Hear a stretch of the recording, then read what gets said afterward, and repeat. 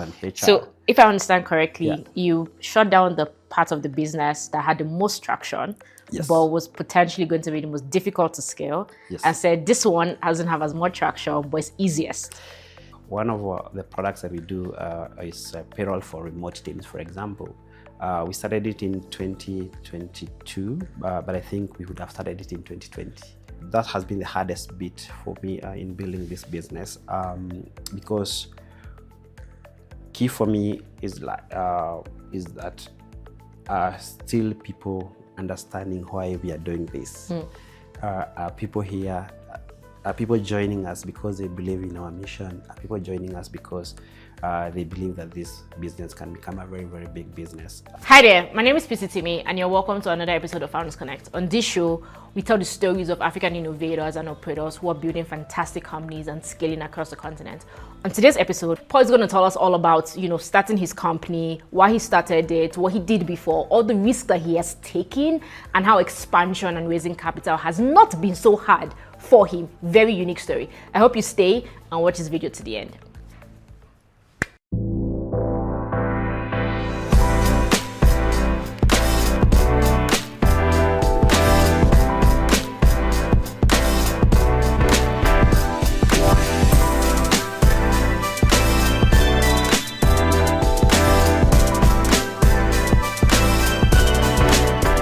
So first question, how would you describe yourself in 3 words? 3 words that describes you. Interesting. I think I would say a risk taker. I don't know if that's 3 words or 1 word. Okay, it's fine. 2 words. 3 phrases, anyone. So I'm a risk taker. I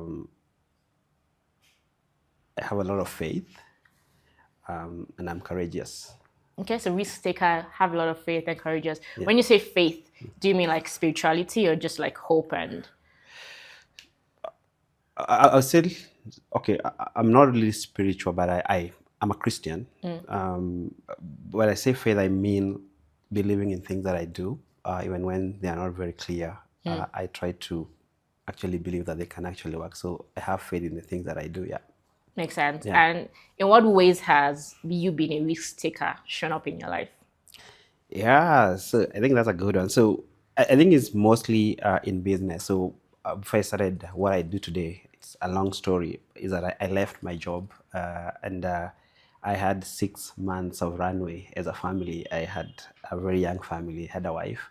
I did not know what I wanted to do. And I just went out and just tried to figure out things. And when I started my company, and then I shut down a company that was seemingly working, to start a new company that I'm running right now. Yeah, and it has been risk all along in terms of my career, in terms of my family, yeah. Okay, tell me a little bit about your background. So I'm an electrical engineer by training. So I schooled here in Kenya, the University of Nairobi. I've never practiced as an electrical engineer, but that is what I studied. And when I was in school, I learned a bit of coding. So I actually started my first business when I was in campus.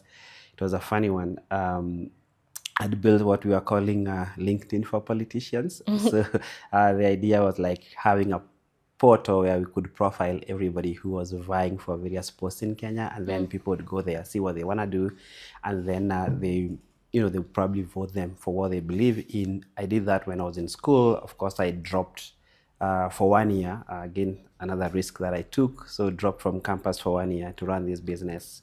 After 1 year, the business shut down. I went back to school, completed, and then I worked. Though I started as an electrical engineer, I worked as a mechanical engineer for 1 year, doing heating and ventilation, AC and the like, across East Africa. So I worked with a lot of banks in Kenya, in Rwanda, and also in Uganda. Was that like as a contractor? Yes, as a contractor. I went into a big company and I started a unit, sort of like a startup. So it was a big mechanical engineering company, and they wanted to start this specific unit. And I went there in as a CEO, stroke project manager, stroke everything, like the way you would start a business. And I did that for 1 year. Then after I finished that, it was too much for me. I left. That's when I left without knowing what I wanted to do. And this is in 2015, and I started working from my house and figured it. So I've always coded. I knew how to code and started building simple solutions for people. And that's how, added from that consulting job, because that's what I started doing. Before I realized the company had grown, I had started hiring one or two developers, and then it grew that to what we are doing today, shut down that business, and I started Workpay. So by training, I'm an engineer, but I've always found myself trying things in business. Makes sense. Yeah. Why did you shut that down business? Sounded like it was growing really well. And it's consultancy. So, and this is my opinion. So, consultancy is hard, especially if you're thinking about scale. So, if you get one really good gig, that can push you for quite some time. But if you're looking for consistent big gigs, unless now you start taking maybe government contracts that you can do, like, in a couple of years, and then you keep on ramping them up. So if you're dealing with like I was doing, working with the medium-sized companies, then every new contract you get, probably you need more hands to come and help you fulfill. So it's great to start you off, and it did So start cash us flow. off. Yeah. Like you have a soft landing in the next thing that you want to do. But for me, I always wanted to do something that I believe would be bigger than myself, something that would outlast me. But for me, the biggest thing I wanted to do is like something that I can actually scale across the continent and actually build something big from here. So it was great. It helped me to pay my bills. It helped me to take care of my family. But there's no way I saw that scaling beyond what we were doing at that time. Makes sense. I'm going to ask you in a bit about Workpay, but help me understand, like, if you go back to your background, right? What would you say has been some of the most pivotal moments or lessons or people that has influenced you to the point where you are today? Yeah, I think in terms of people, and also in terms of the moments that I've gone through. So when I was about to start my campus life, I was a bit confused. I was not sure what I wanted to do. At least one thing I was sure of is that I wanted to be an engineer, and I was wondering which engineering I wanted to do, and I wanted to do something to do with computers. So the closest thing to computer engineering was electrical engineering, because it's electrical information engineering, and that's how I found myself there. But that's not to mean that I was very, very sure what I wanted to do. And I was lucky or fortunate enough to work before I joined campus in one of the biggest bank in the region, Equity Bank. So I worked with them for 1.5 years before I joined campus. And when I was working there, I got really exposed to business, and I got really exposed to the leadership of the bank. And one of the things that I really learned from that is, like, if you want to have impact, and if you think about our continent, our Africa, I think, in my opinion, again, like, the biggest impact you can have is financial impact. And for you to have financial impact, either on yourself or the communities that you live in, you have to really probably be in entrepreneurship. So if you think about it, like, if you are in entrepreneurship, you're going to, number one, create value either by jobs, by having resources coming to the community that you are in. And that was really, really pivotal to me, and even learning the story of the bank in terms of the way, it started, as a building society, sort of a very small microfinance, all the way growing to one of the biggest banks in the region. That was quite inspiring to me in terms of, like, I felt like, yeah, it's actually probably that's the journey that I wanted to do.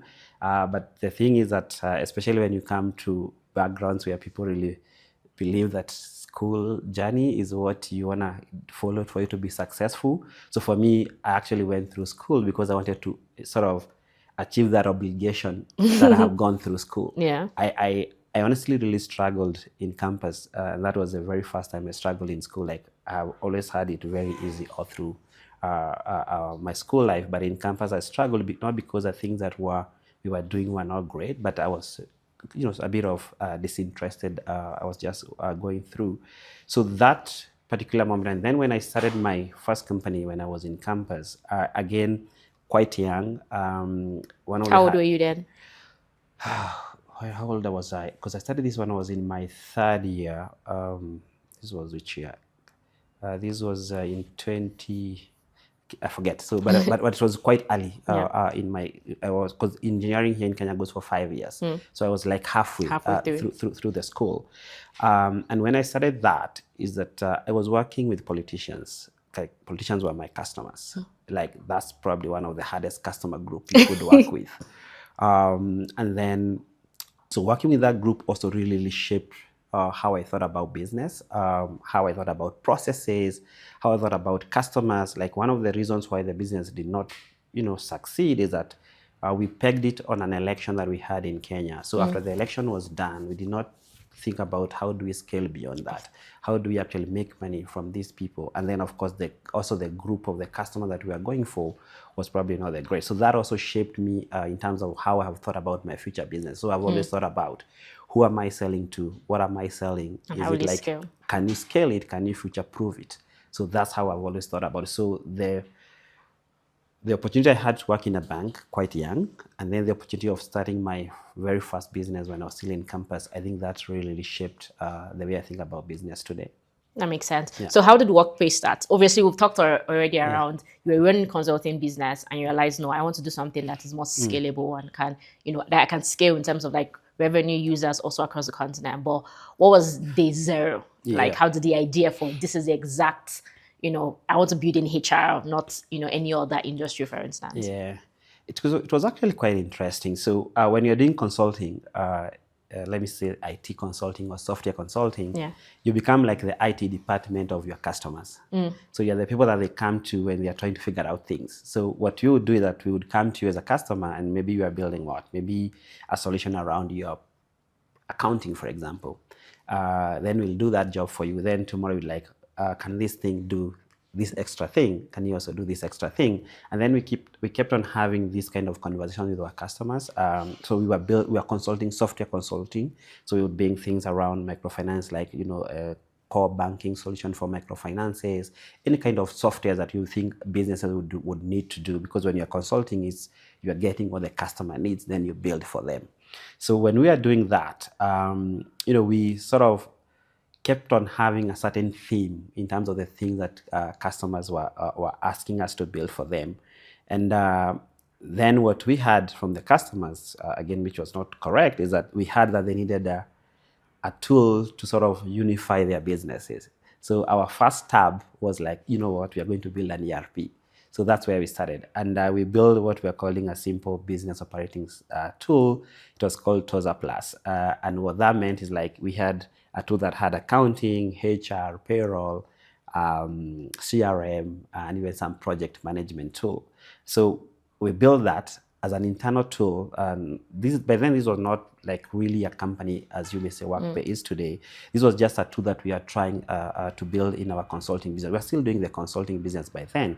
So we build this tool, we give it to the hands of the customers, and we had a bit of traction. So the first year we had like more than 100 businesses that were using our tool. And out of these 100 businesses, like 80-90% of them were using our accounting module. And then we had a very, very small bit that was using our HR and payroll module. And then it was one of the most, the accounting bit, we had so many, and then it's one of the most hard time that we had building in terms of the requests that people wanted, because they are comparing us with very, very mature tool. Like these are people you are taking, let's say, from QuickBooks, people you are taking from zero that have been using this tool for quite some time. So I could hear things that I did not know coming from customer requests. And after doing that for 6 months, we were like, what, this is going to be a hard journey. This is going to be a very, very long journey. And we don't see how we are going to even win, even if we have the opportunity to actually stay the long haul. It was very, very hard. And then we sat down and was like, what are we actually going to build around? What are our customers actually telling us? And then we realized that the small bit of customer that we had who were using but then it was just payroll, who are using our payroll feature. They were not probably the happiest, but they were very okay with what we are providing them. They were like, even if they are coming up with us features for them to enhance or, helping us to build, they were kind of happy compared to what we had on the other part of the tool. And we made a very conscious decision, a risk one for this matter. And we said, like, what, we are going to shut down the whole product, and we are going to actually build on this small, very, very small segment in payroll and HR. So if I understand correctly, you shut down the part of the business that had the most traction, but was potentially going to be the most difficult to scale, and said this one doesn't have as much traction, but it's easiest. Yes, where we could see ourselves winning. I think for us was like, can we win in this? So like competitive space? advantage. Exactly. Can we win here? Are we very, very clear on how we can do this? And the reason why it was also very interesting to me in the payroll space. So my first employer was a bank. If you go to a bank, very structured, the way they pay their people, the way the relationship between the HR department and the employees is very, very structured. I knew the day that you were paid. I knew how I'm going to get my pay slip. That journey was very structured. My next employer in the engineering space was very unstructured. The payday was not clear. How we are going to be paid was not clear. At some point, I was being paid in cash, coming from getting paid to the bank, to a bank account to cash. And that two experiences were also really shaped the way I saw the product, in the sense that this very, very nice experience that, let's say, employees in the bank get, extrapolate that to all other corporates that they get. Why can we also have the same experience to other businesses, where instead of without having to spend an arm and a leg or to break their bank for them to be able to do that? So apart from me seeing that we can win here, I also saw the opportunity, like, we can actually help businesses to be able to be more efficient and have a very, very good relationship between the employer and the employees. So we made that decision. So apart from now shutting down the other part of the business, we also made the decision to shut down the consulting business. So we were actually shutting down two things at the same time. So the biggest chunk of the product, and also the business that has actually been feeding us up to that point. I remember we were, I think, about 20 people in the team that were running the consultancy, and we had sort of a come to Jesus kind of moment, like, we are not going to continue running this business. Now we are going to focus on this very small segment, and if you want to ride with us along the journey, you are welcome to do so. If you're not able to do that, we are shutting the other businesses, and there's no work for you. How many people stayed? 5. Oh, so of the remaining 15 left. Yeah.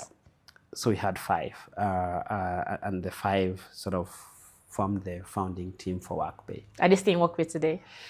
So 4 are still in Workpay. Story for another day. The 5th person was my wife. So for her, she left at some point, but the 4 are still at Workpay today. That makes sense. Yeah. So taking from that moment on where you decided to focus on what Workpay is, was the name always Workpay, or did you then do a rebrand? So yeah, so remember the product was Toza Plus. So that's sort of the founding blocks for Workpay. So but then we had to change. So remember, like, Toza Plus was built like it's an ERP kind of. So we had now to change and figure out, like, we are no longer this product anymore. We are now something different. So then we changed, and like, what are we going to do? We just want to focus on how people work and how they get paid. And then we're like, okay, Workpay. And then that's how the name Workpay came along. And this was in 2019. Yeah. Yeah. What has been the most, I guess, if you think towards the 3 most challenging moments from that decision up until today, what decisions would you say, or what were the most difficult things that happened? Yeah, so I think the first decision was just to say that we are actually going to shut everything down and just focus on this one area. I think that was difficult, and especially this is a business that was, I would say, stable. We're not making a lot of money, but it's, consulting is stable. You have your own customers. You can actually run that for quite some time. So that was a hard decision to say that we are shutting it down and we're just going to focus. Even the communication to customers, like, we had customers that we are telling that we are not going to be able to support you anymore. You're actually going to now focus on this. You're welcome to join us on this new journey.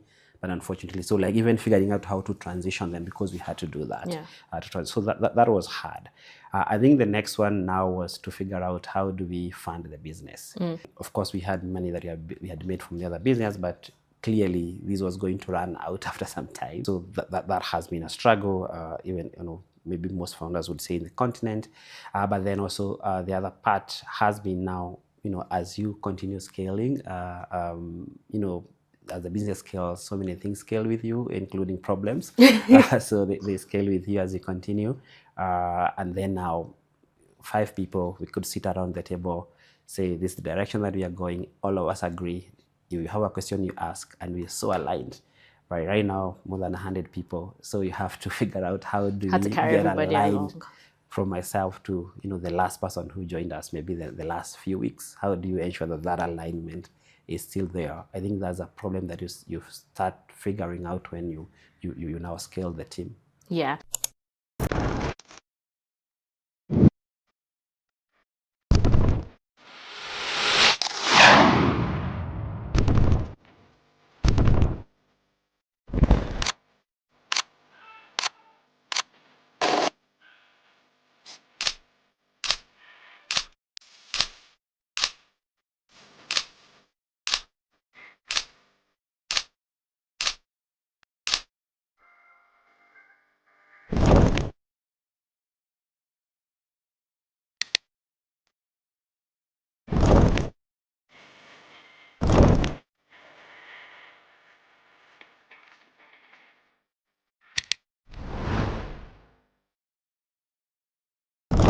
So you went from, we have capital from the other business, and but we need to figure out how to get capital. Yeah. And I know at some point you got into YC. So I assume that was like the first part of capital. And Yeah. then you recently raised a couple of months ago, right? Another round. Talk us through how you have, I think, just the ways you've gone around making sure that Workpay had enough capital to build the kind of business that you wanted to build. Yeah. So when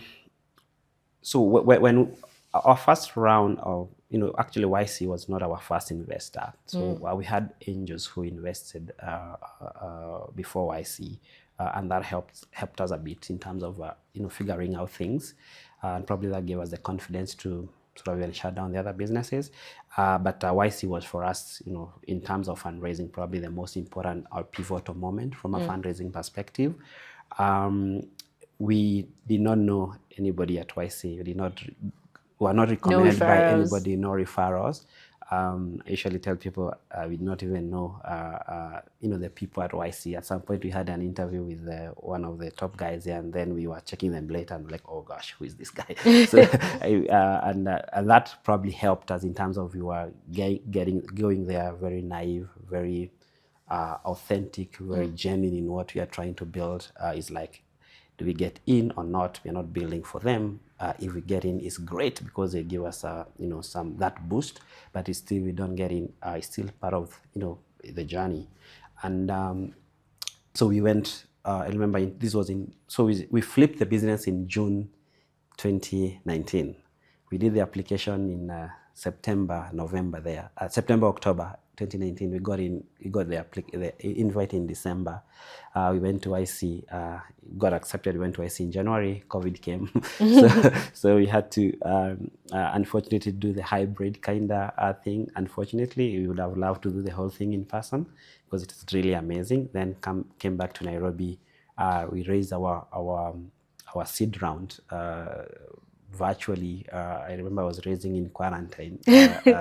So a lot of Zoom calls. A lot of Zoom calls, a lot of anxiety. How is the team going to survive? All those kind of things.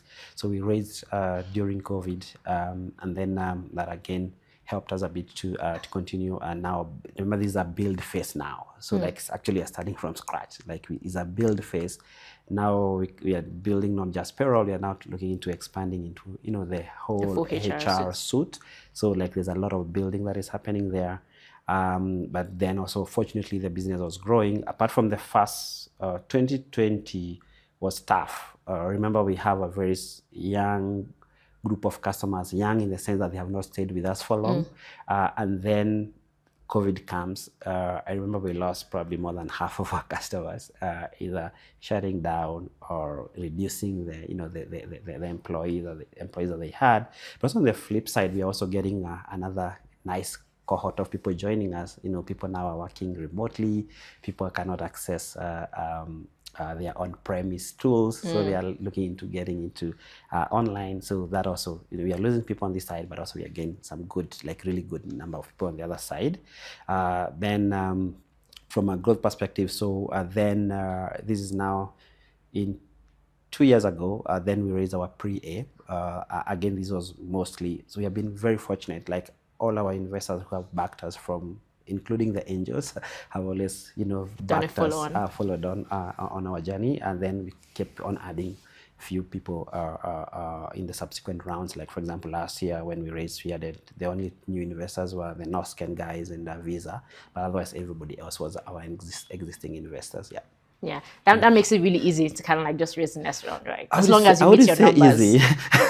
I would say easy, but makes it probably less painful in the sense that two things. Number one is like the people who are backing you still believe in what you're building and still believe in what you're trying to achieve, and also that also helps you in terms of them, introducing you to other investors, because fundraising is always a painful journey, even if you are raising from your current investors. Yeah. Yeah. Makes sense. You talked about having like starting the Workpay itself with 5 people, but before that was 20 people. But now you have like a 100-man team, which is 5x the number you've ever had. Yes. Right. How has, I think, leadership and people management or even your hiring philosophy changed as you keep adding more people to your team and as the company grows? Yeah, I think probably that has been the hardest bit for me in building this business, because key for me is that still people understanding why we are doing this. Are people here?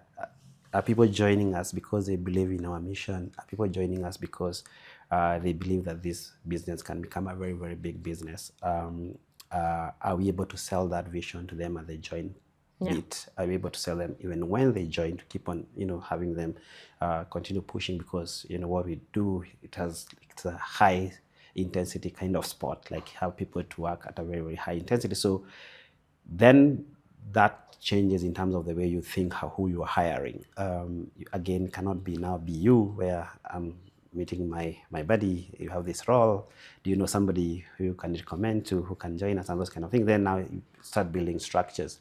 You start thinking of, you now have, for example, people team, for example. You need to bring that people team. You have to have policies in place that, structure even the process of interviewing, for example. How many stages do you do for interview? Do you do to do all those things that probably when you are 5 people, you think they are a waste of time. Actually, you think they are a waste of time. But then after the business grows and then you see, things that happen, is like, if it was me, probably this would have been very, very hard. So we have had to build a lot of structures internally, both on the people side and operationally, in terms of how are things done, including, it's not just joining. What happens also when people are leaving, right? So you have to also have that very clear. They are living under what circumstances, and so that has been the biggest maybe shift, and you think about from a people perspective, but also for me is which is very, very key and important for me, is like, how are you able to continuously keep on getting people in the right mindset, people who really are going to, take you from point A to point B, or, flip the needle for you. I think it's a big ask for everybody who is involved in that whole team management thing, especially when we are more than 100 people. If you think about keeping this group of people in sync with one direction, things that you think don't make sense, things like, performance reviews, disciplinary issues, they look very abstract. As to me, they were very abstract, and I think about them. But right now, I'm like, if we did not have this process in place, it would be very, very hard to manage these people. Yeah, makes sense. It sounds like a lot of the risks that you've taken and starting a business has paid off. Yeah. But has there been any that didn't pay off? Are there mistakes that you've made along the way that if you're going to start all over again, you would definitely avoid them? A lot. I think there are quite a lot. If you think everything, like, if you even think about, even if you can actually segment even from product perspective. Like, for example, one of the products that we do is payroll for remote teams, for example. We started it in 2022, but I think we would have started it in 2020. I would have grown way faster. I would have made way more money. So timing is key. In the way you introduce product. There are so many products that I want to kill every day. I think I'm taking more time to kill them. So like, it's from product perspective, what do you start and when, and then when it doesn't work, when do you pull back and do away with it? That is one. And then the other one is, and this is big for me, is that as much as when we started the business, we were thinking about scale. We were thinking about our playground as the continent of Africa. I think we also took time to actually step out of our first market. If I started maybe again, I wouldn't even structure myself in one market. I would actually from day one think of Expansion. If it's continent, Yeah. if it's Africa, I'm thinking about the whole continent. Of course, we'll have somewhere to start, but we have to move with speed in terms of how are you thinking from an expansion point of view. So I think that's one of the things that we have done a lot since we stepped out of our initial market, but probably I would have done it quite a bit earlier, step out earlier as opposed to wait a bit. Yeah, and then I don't know, I still have to go back to people. I think probably I would have maybe put the structures around people much earlier. We have not had crazy things around there, but I think it helps in reducing the headaches that you do. Some of the things, probably not a mistake that has helped us is, again, we had some skeleton of a bit of some of these structures from finance, from ops, although even though they were not very, very clear, probably from our previous businesses, at least we had some of those things, and they have come to be a bit of helpful as the business has scaled. Yeah, makes sense. You just talked about expansion, and I think I'm intrigued. There's a lot of businesses that start in different countries in Africa, so even Nigeria, in Nairobi, in Kenya, and they always talk about the dream is to expand to other countries, but it's not everybody that, like, the business model is not always like applicable across multiple places, or it just never works. But Workpay has found like a really good model where, and that's how I know about Workpay, because I'm like, I know businesses in Nigeria that use Workpay, but it's like it's a Kenyan business. Well, how have you approached expansion in a way that has made it possible, that's made it visible? And then has there been any, I guess, challenges in expansion that maybe other businesses or other founders can learn from? Yeah, I think you just put it very right. So expansion depends with the product and the model. I think, to be honest, not all products or models can, expand across the continent, or if they can maybe probably expand slowly as opposed to others. So you have to think about our model to see why it has been, again, not easy, but possible for us to be able to expand across. So one of the things, like our model, software. So, it's a software as a service. The only biggest difference is the compliance bit, which is the payroll side, which is quite heavy in terms of the build. And then the other one is like, the way we, our model, again, software as a service is a software, so able to expand. So one of the things, or what has helped us to expand, is that when we started, our philosophy for expansion was we're expanding with our customers. So one of the things, like, so we get a customer in country A, and then they need our service in country B. We use that model to be able to help us to build the product. So we would not say we are in Nigeria, for example. So before we go to Nigeria, we're already serving customers in Nigeria. Right. So we were already serving, we had understood the market. So you use the same product and just like get other businesses. Product, and then when it works for that 2 or 3 customers, then we now, say officially we are now selling in Nigeria.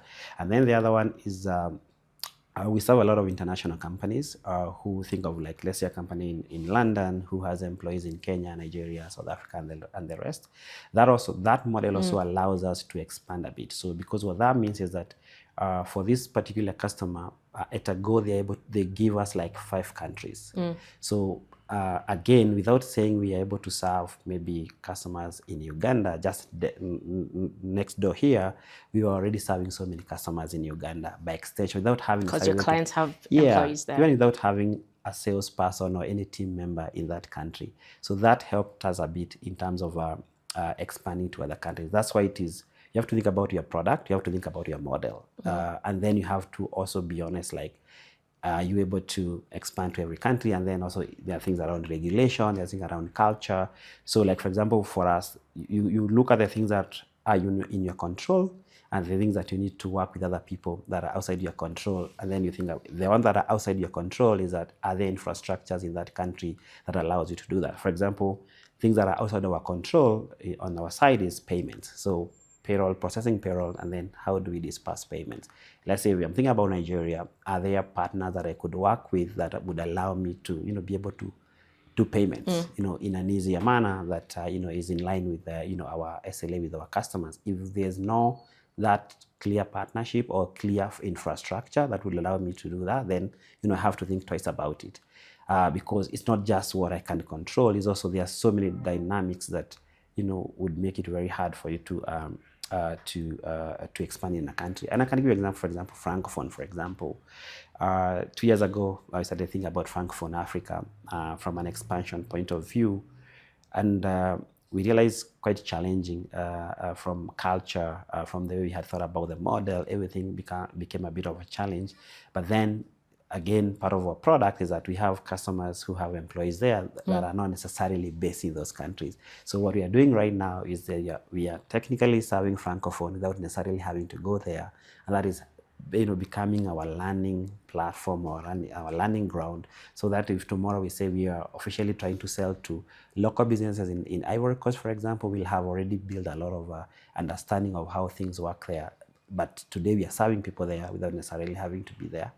That makes sense. Yeah. What has changed about you as a person or as a leader in growing the company over the last couple of years?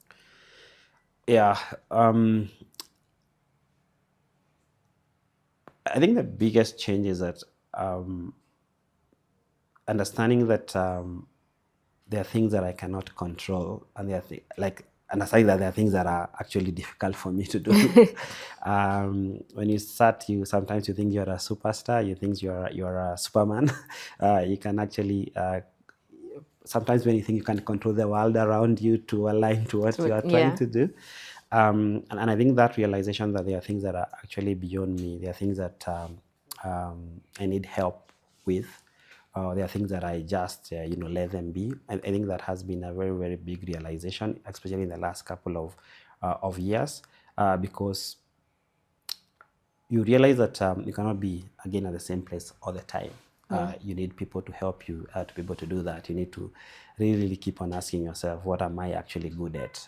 What can I do like really good, in the sense that then I let somebody else do the other thing. I think sometimes it's hard to just tell yourself that I actually suck in this thing, but you have to tell yourself as you scale, as you grow, and understand, and then after you understand that, and then the next logical thing is like, who else can help me in doing these things? Yeah. That makes a lot of sense. So would you say that you've achieved your dream about building a business that was like a lot scalable, or like much that has like the potential for a lot of scale? Yeah, I think I believe that. I think our business has a really, really big potential of scale, and especially what we have been able to do the last 2.5 years. I think we have built a lot, like the thing that we keep on thinking about is scale. How are we able to replicate this business in country A or country B with minimal friction? Yeah, I think I would say we have built a really, really scalable business, but then there's still a lot of, because again, there are things that are way outside our control in terms of, you think about scale in each and every country. I think have lived and understood when people say that Africa is not a country, it's a continent. I think have really lived that and understand exactly that, yeah, you can do everything right.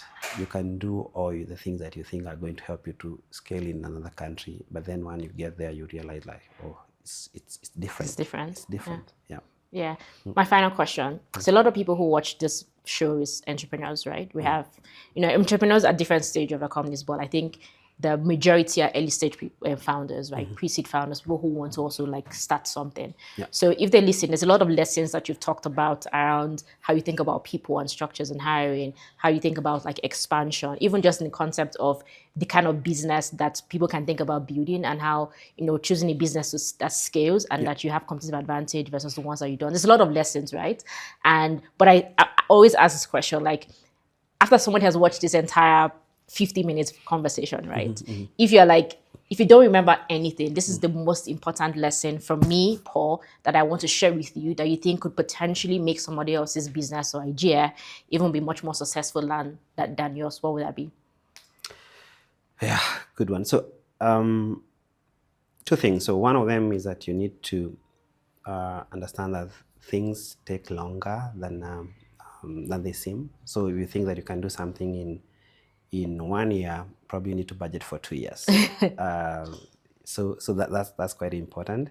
And then number two, you need to really think a lot from day one on who you are building for and the problem that you are solving. Actually, you need to think about the problem and then think about the build, because if you don't think about the problem and the people that you are selling to, you're going to have a lot of initial attraction, and then you get to a place where things flatten out and you're not able to continue moving. And then you need to also think and understand that it's going to take long, it's going to be lonely, it's going to be, you need a lot of grit in terms of it's not going to be a 1, 2, 3 year kind of journey. You could be lucky when you do maybe 1 or 2 years and then you do an exit and whatever. But if you look at the majority of the businesses, it's a long journey. It's a 5, 7, 10 years journey, and then you have to really ask yourself whether you are ready for that, and whether you are committing probably your most productive years in terms of building what you are doing to. So you have to really have a lot of belief. You have to have a lot of conviction, faith in terms of what you are doing. But then you might have all these things: conviction, faith, belief. But if there's enough problem that is big enough for people to pay for it, it's still going to be vanity. Yeah. So a combination of like a really good problem and market size and a lot of belief, and just knowing that it's going to take you probably longer than you expect it to, and sticking to it. True. Makes sense. Yeah. Thank you. Do you have any final words before I close the video? I think for me, it's I'm a big believer of the African continent, and that's why I think we need to have more people building in the continent. If you look at it's people to keep on talking about our population, our age. Is the truth. Is a big resource that we have as a continent. If you look at what is happening across the world, global North America, the Europes, is Japan and the like, is a very, very aging population, and we have that resource. And as a continent, we need to figure out how do we harness that resource to our own advantage. And that's why I'm very, very excited about the space that we are building in, because I believe that we are going to be, or we are, if we are not already there, we are the labor for the world. Whatever that is going to be built big, it has to be connected to the African continent in the next couple of decades. Yeah, are you going to be there? Do you see yourself doing this for the next couple of decades, or do you have like a set number of years? Like after this, I want to exit. Yes, I have set number of years. I'm not going to say how many, but yes. Is this still a long time? Yeah, I still have a couple of years in it, but I have a set number of years because I believe that by then, I believe we should have done what we have set out to do. But again, these things are not cast on stone. If it happens earlier, if it takes longer, as long as the fight is in me, I think I would still want to continue doing this. Fantastic. Yeah. Thank you so much, Paul. It was very nice to have this conversation and learn a lot about you. Thank you very much for having me. What I loved about Paul's story a lot was that he was telling the story, but with a lot of lessons.